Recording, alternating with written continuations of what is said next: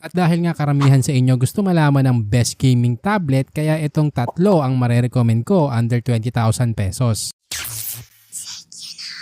Unang-una ang Samsung Galaxy Tab S9 FE. May 10.9-inch Full HD Plus IPS LCD screen na may 90Hz refresh rate. Ibig sabihin, super smooth ng transition at movement sa screen. Perfect kung mahilig kang mag-games o manood ng movies. Powered by Exynos 1380 octa-core chipset. Kaya naman ang Genshin Impact sa high graphics at 60 FPS. Yun nga lang, may pag-drop pa minsan-minsan at ramdam mo sa game. Pero pag naka-medium at 60 FPS, wala kang magiging problema at malalaro mo ng maayos. Plus naka IP68 water and dust resistance. So no worries kahit mabasa o madumihan. Mayroon din tong 8,000 mAh battery na may support up to 45 watts charging. Kaya kung ikaw ay naghahanap ng tablet na may magandang display at performance, pwede mo tong idagdag sa pagpipilian mo. May SRP na 19,686 pesos at 4.7 out of 5 rating. Sunod natin ang Xiaomi Pad 6. Ang standout feature nito ay ang 11-inch WQHD Plus IPS LCD screen na may 144Hz refresh rate. Powered by Snapdragon 870 chipset. Sa Genshin Impact kaya ang high at 60 FPS at yung pag-drop ng FPS dito halos hindi mo naramdam sa actual game. May 8,840 mAh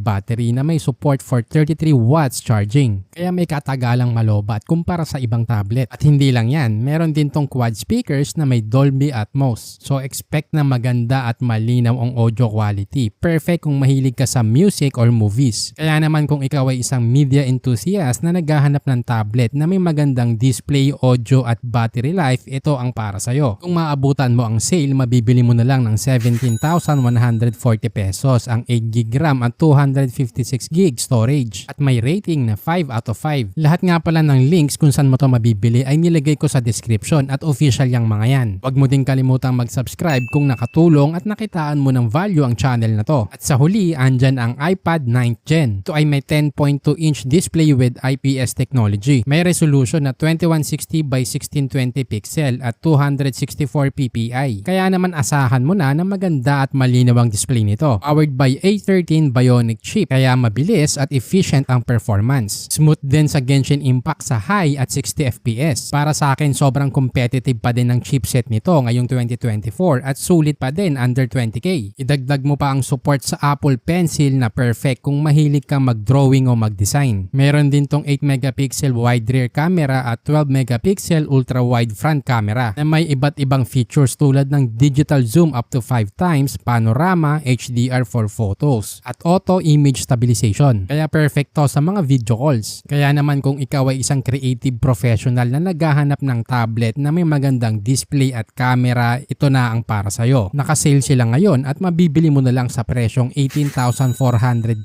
pesos at may 5 out of 5 rating. Kung isa sa mga to ang tablet mo, paki-comment naman sa baba yung experience mo. At kung naghahanap ka ng best flagship phone, just click here.